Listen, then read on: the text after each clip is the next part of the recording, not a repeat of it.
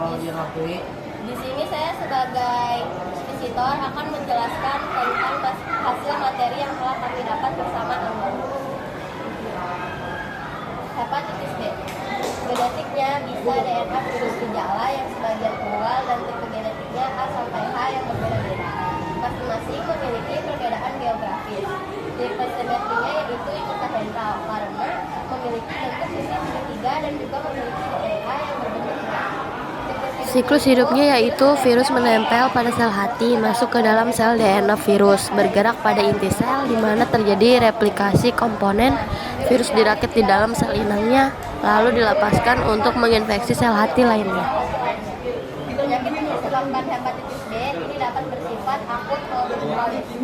Cara pencegahannya yaitu menghindari berbagai alat suntik dan alat-alat pribadi seperti sikat gigi dan alat cukur.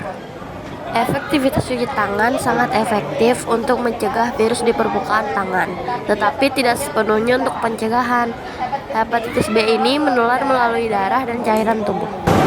Nah, habis itu ada rubella. Tipe genetiknya itu genotip 1. Itu sering ditemukan di Eropa, Amerika, dan Afrika. Genotip 2 itu ditemukan biasanya di Asia, terutama di wilayah Asia Timur. Tipe simetrinya itu memiliki simetri icosahedral dalam struktur kapsidnya. Replikasi virusnya itu 1 penetrasi, 2 dekapsidasi, 3 replikasi RNA, 4 sintesis protein, 5 perakitan, dan 5 gejala penyakit rubella yaitu sakit kepala, iritasi ringan pada mata, demam, hidung tersumbat, ruam berbentuk bisik, dan rasa sakit pada kulit. Penyakit yang disebabkan oleh virus rubella yaitu ruam yang biasanya dimulai di wajah dan menjalar ke seluruh tubuh. Penyakit ini menyebabkan penyakit serius pada bayi yang baru lahir dan ibu yang menderita rubella saat hamil. Pengobatannya dengan sehari istirahat, 2 pengobatan gejala, 3 cairan, 4 perawatan kulit, dan 5 isolasi. Vaksin rubella juga sangat efektif untuk pencegahan. Selanjutnya ada SARS-CoV-19. Ciri-cirinya itu dia memiliki struktur yang sederhana dan ukurannya yang kecil. Setelah itu tipe simetrinya itu memiliki tipe icosahedral. Tipe genetiknya RNA dan asam aminonya yang bertambah dan mutasi. Lalu siklus hidup virus SARS-CoV-19 itu demam, cara daun. Penyakit yang disebabkannya yaitu flu biasa, sindrom pernapasan akut berat, dan penyakit COVID-19. Gejala penyakit umumnya seringkali muncul 2 hingga 14 hari setelah COVID-19. Gejala penyakitnya meliputi batuk kering, demam, kelelahan, dan kehilangan indera penciuman. Cara pencegahannya itu dengan mencuci tangan menggunakan sabun atau alkohol, mengurangi kontak dengan orang sakit, melakukan etika batuk, dan pakai masker saat sakit, serta menjaga daya tahan tubuh. Dan cara menghindari risiko tertularnya itu dengan menghindari kerumunan, memakai masker, dan mencuci tangan. Cara penularan COVID-19 biasanya melalui batuk, bersin, penggunaan masker dalam pencegahan COVID-19 itu 50%. Nah, seseorang yang sudah pernah terinfeksi COVID-19 itu bisa terinfeksi lagi. Jika terpapar COVID-19, kita harus segera isolasi mandiri, lalu periksakan ke dokter. Penggunaan maskernya masih diperlukan setelah vaksin COVID-19. Virus yang menyerang sistem kekebalan tubuh kita, khususnya sel-sel yang membantu melawan infeksi. Jika tidak ditangani, HIV dapat berkembang menjadi AIDS, yang merupakan kondisi serius, di mana sistem kekebalan tubuh sangat lemah. Virus ini dapat menular melalui cairan tubuh, seperti darah dan air mani. Gejala awalnya bisa seperti flu, tetapi bisa berkembang menjadi masalah kesehatan yang lebih besar. Dengan pengobatan yang tepat, seperti antiretroviral, orang dengan HIV dapat hidup lebih lama dan tetap sehat.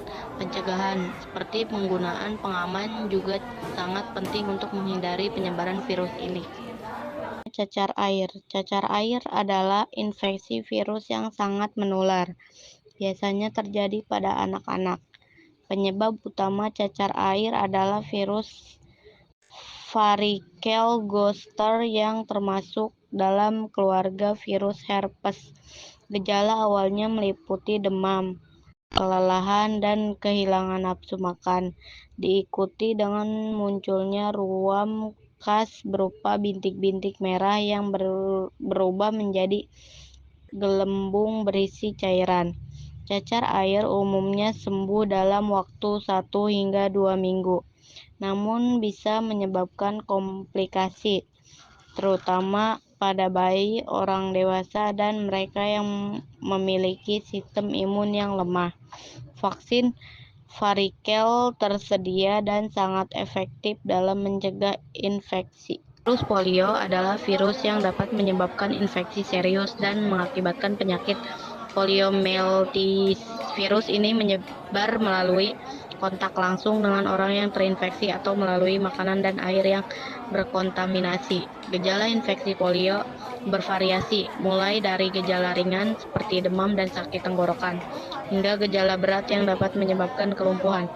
Virus dapat menyerang sistem syaraf dan menyebabkan kerusakan permanen. Yang terakhir, virus influenza.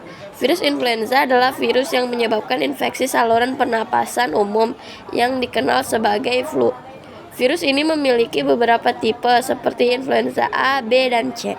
Dengan tipe A dan B yang paling sering menyebabkan wabah musiman. Gejala flu meliputi demam, batuk, pilek, sakit tenggorokan, dan nyeri otot. Virus ini menyebar melalui tetesan udara, contohnya saat seseorang yang terinfeksi batuk atau bersin. Selanjutnya, vaksin tahunan influenza sangat dianjurkan untuk mencegah infeksi dan mengurangi penyebaran virus, terutama bagi kelompok yang rentan, seperti anak-anak dan orang tua.